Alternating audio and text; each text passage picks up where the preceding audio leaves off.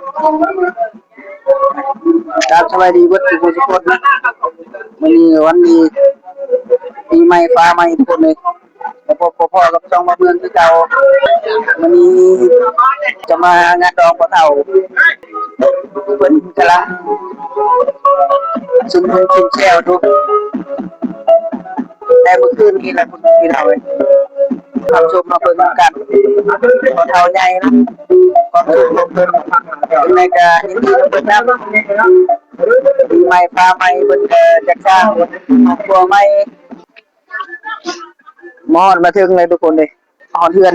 เจ้าสาวเลยเอาสิพาทุกคนเบิ่งเอาหมอบก่อนวันนี้อากาศดีมาเบิ่งติดคนเลยเพราะว่าเจ้าโคตรเจ้าเราคนยังเฮ็ดเวียกเฮือนอยู่แล้วจะให้เบิ่งว่าเจ้าบ่าวเจ้าสาวจำได้ที่เป็นฝ่ายเจ้าบ่าวเองเจ้าโคตรเจ้าเราเพิ่นเพราะว่าเพิ่นยังเว้าเวียกเว้างานเฒ่าเฮาเนาะเป็นฝ่ายเจ้าบ่าววันนี้กำลังเฮ็ดเวียกเฮ็ดงานอยู่มาฟังความรู้สึกจากพ่อเฒ่าเรื่องเป็นอะไรเพราะว่าลูกหลานเพิ่นก็ท่าเพิ่นอยู่เพราะว่าเอายังไงบ่เฒ่าอธิบายความรู้สึกเป็นอะไรอธิบายได้เลยก็เป็นอธิบายเพราะว่าลูกหลานเพิ่นท่าเพิ่นอยู่นั่นคือเชื่อว่าได้ใจเมืองล่างเพิ่นสิเมื่อบ่ได้มาบ่ทันบ่เฒ่ารู้สึกได้ เอาก็ดีใจนะพวกเขาละที่เขาเลยเป็นคนเองยอดทุกคนเลยมันก็ไม่ชิว่ากันแต่ดีใจนะเพื่อนมันเป็นหอบช่องกันมันเป็นความสุขเนาะก็ได้จะฝากตามนำกันมาเบิ่งมาเพิ่นจำเหตุของเพิ่นเพราะว่าก่อนจะได้สร้างครอบครัวใหม่ก็ต้องได้จำในครอบเลยมันเป็นเหตุของเก่าข้าวหลังเพิ่นจำเหตุจำข้อมาเบิ่งทางไฟเจ้าสาวเพิ่นหน้าตาเป็นจังได๋เอาก็คุณ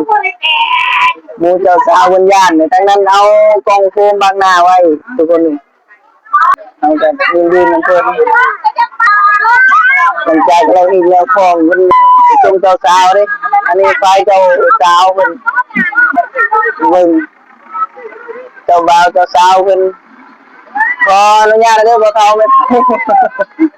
พิ่นกำลังบินเลยทุกคนนี่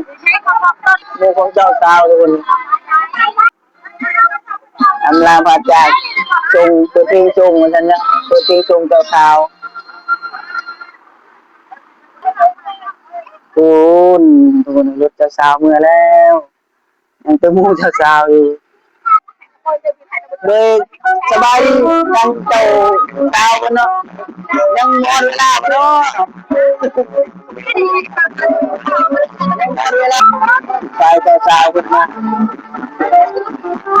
มาเลย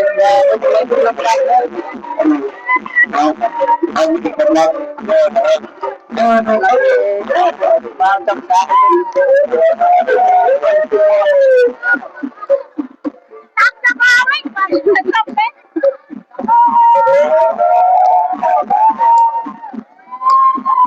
เป็นช่วงเวลาที่ดีของเพิ่นเนาะ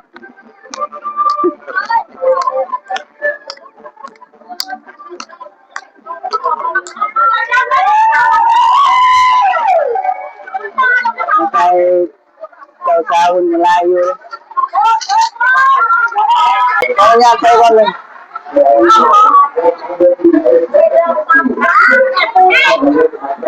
มาเจ้าเจ้าสาวนั่งยืนอยู่นั่งอยู่พุ่น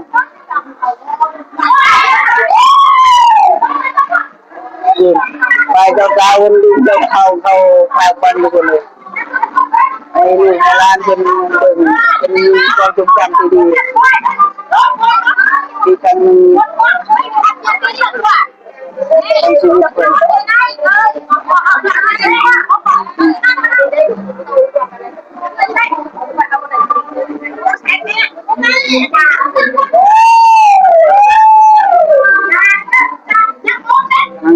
ตามกัน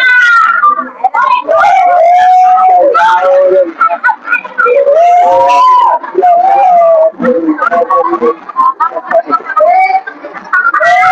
มันสุด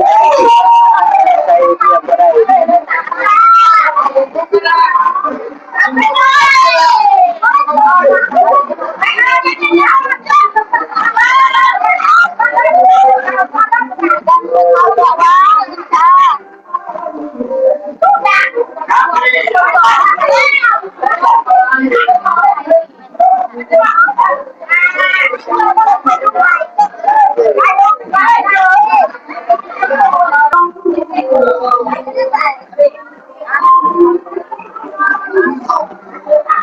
แต่ชาวมีความสุขหลายทุกคนเลยยิ้มตลอดทางเลยเจ้าสาวเด็กที่เท่าใหญ่แต่ชาวที่มาเท่าใหญ่ที่ตลอดทางเลยตัวในเขามาก่อนแล้วสุดท้ายคิดไม่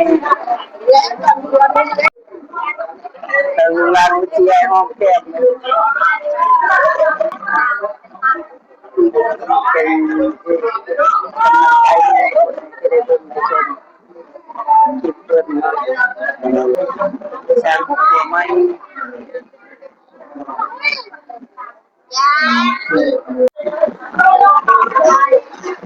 คือเท่ากัน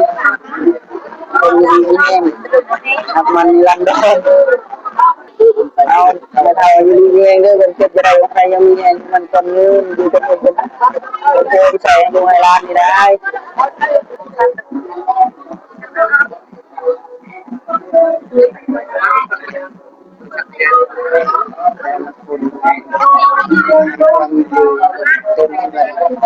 วันลูกเต้าวันลูกหลานไปเช้าลูกเจ้าบ่าวคนยกใจคนลอยคนนักเท่าแกงอยู่ร้านดีแกงเป็นปีใหม่ฟ้าใหม่เป็นผู้ครองยาวมีรันดอน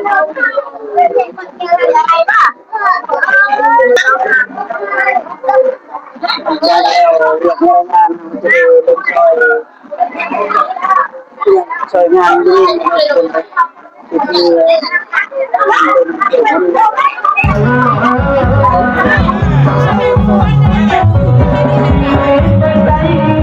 ให้กำลังใจเจ้าสาวเสื้อขาวแล้